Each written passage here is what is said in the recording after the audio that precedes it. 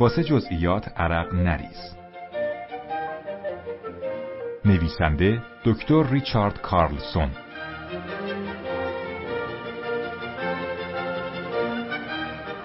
مترجم علی هدابند.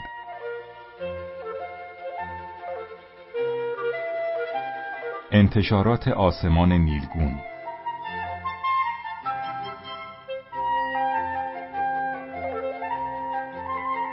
گوینده کامبیز خلیلی.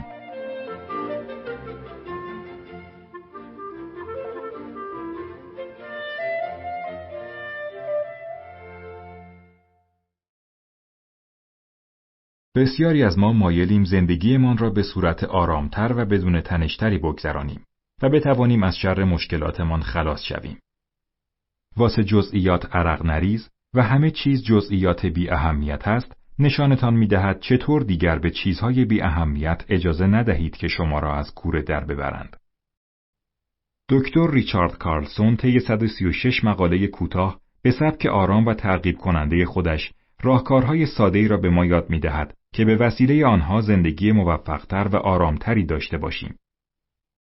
ما همه می‌توانیم یاد بگیریم که چطور با تغییرات کوچک روزمره‌ای که او توصیه می‌کند، از جمله توصیه‌هایی که در پی می‌آید، هر چیز را سر جای خودش قرار دهیم.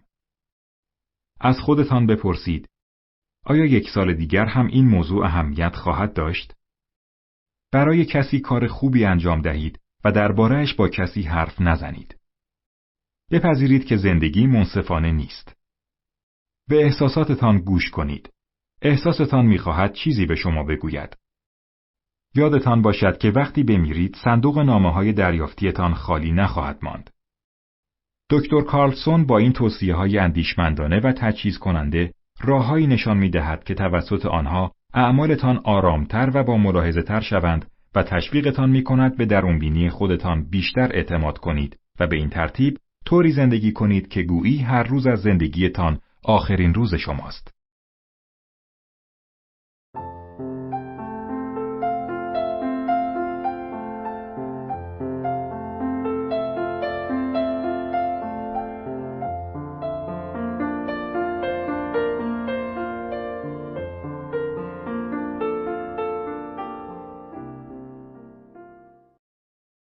پیشگفتار.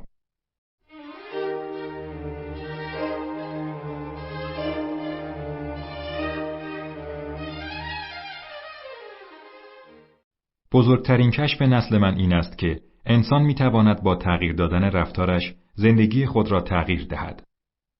ویلیام جیمز. هرگاه با خبرهای بد، آدمی سخت یا نوعی ناامیدی سر و کار پیدا می‌کنیم، بیشتر ما درگیر عاداتی خاص می‌شویم و با روش‌هایی به زندگی واکنش نشان می‌دهیم. به خصوص در ناملایمات که چندان به حال ما مفید نیست، واکنش شدید نشان می‌دهیم. از کاهی کوهی می‌سازیم، به همه چیز سخت می‌گیریم و جنبه‌های منفی زندگی را زیر ذره‌بین می‌بریم. وقتی چیزهای کوچک ما را از حرکت می‌اندازند، وقتی ناراحت و عصبانی می‌شویم، کفرمان در می‌آید و به راحتی نگران می‌شویم. واکنش‌های شدید نه تنها دلسرد و ناامیدمان می‌کند، بلکه در مسیری قرارمان می‌دهد که به دنبال خواسته‌هایمان بگردیم.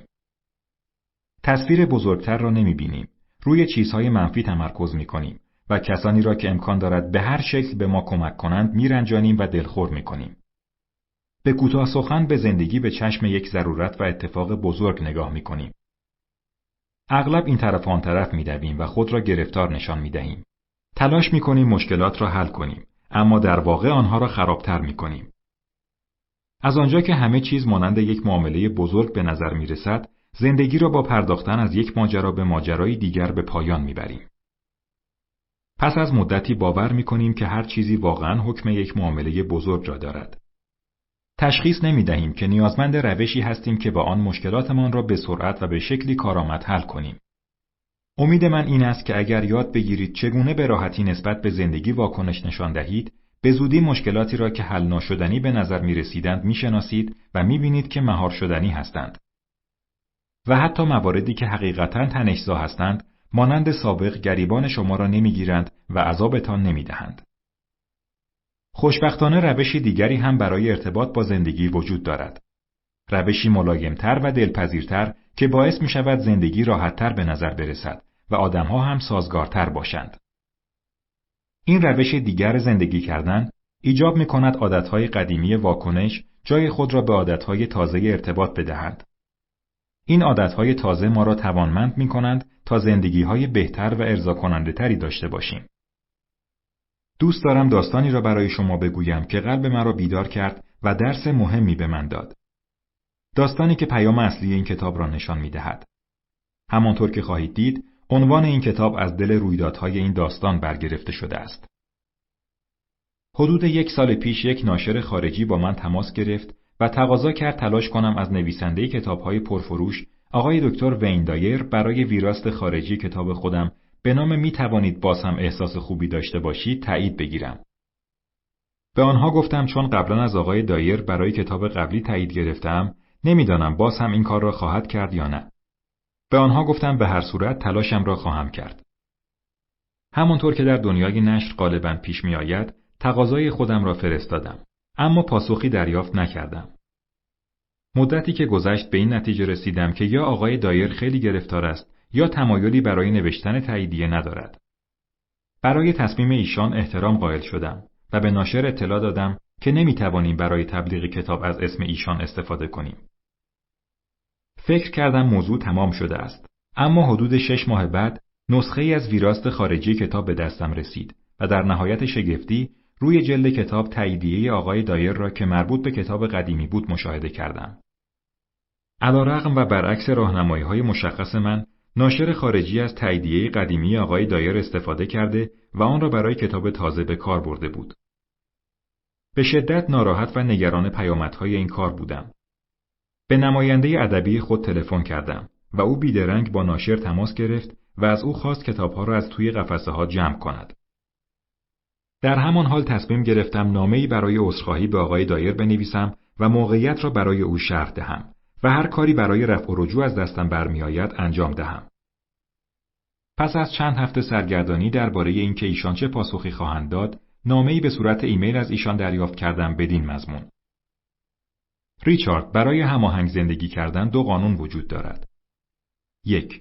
به چیزهای کوچک گیر نده و 2. چیزهای کوچک اهمیتی ندارند.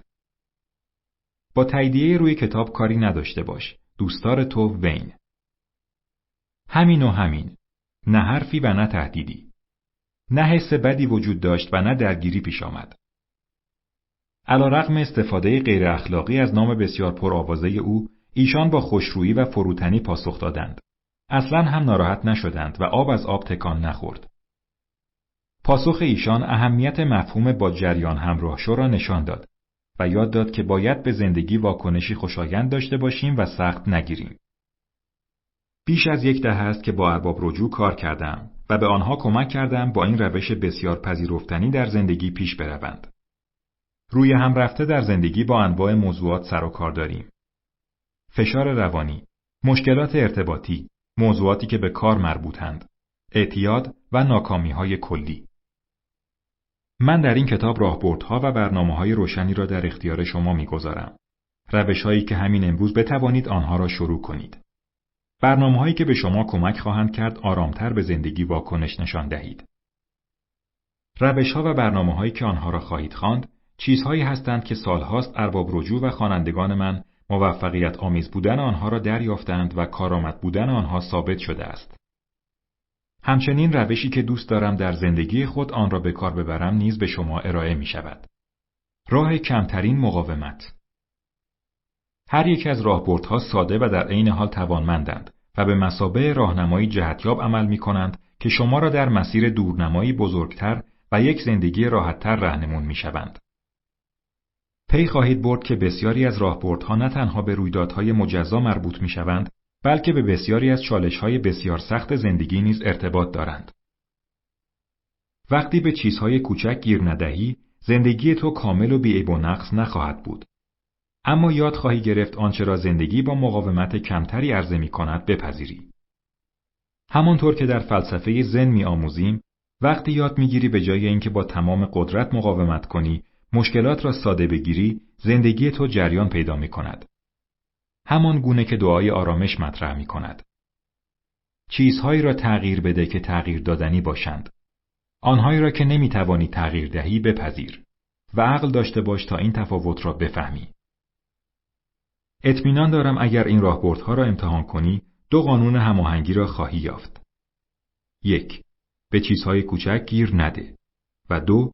چیزهای کوچک اهمیتی ندارند.